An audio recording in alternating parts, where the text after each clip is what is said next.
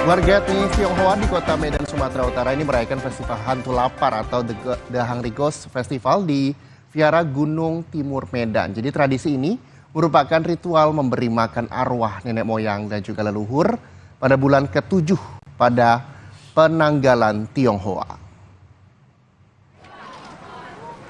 Gelaran Festival Hantu Lapar atau The Hungry Ghost Festival atau Cioko digelar di Vihara Gunung Timur, Medan, Sumatera Utara.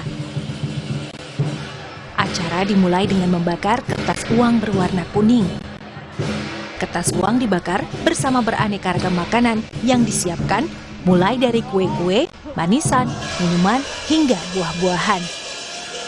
Ada juga aneka replika barang-barang, serta rumah dari kertas disiapkan untuk roh para leluhur.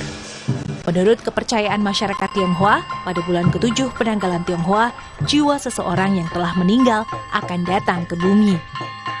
Untuk menghormati jiwa mereka, anak cucu dan kerabat mengadakan festival dan sembahyang. Kegiatan itu merayakan buat leluhur kita gitu, sama anak yang keguguran kita, jadi kita ibaratnya berdoa buat dia gitu. Ini apa sih namanya kegiatannya? Kegiatan Cioko Poto. Artinya apa? Artinya itu memang buat sembahyang buat khusus buat leluhur gitu loh.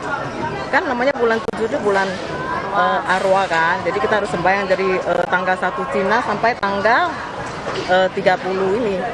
Festival Hantu Lapar atau The Hungry Ghost Festival digelar setiap tanggal 15 bulan ke-7 sesuai penanggalan Tionghoa.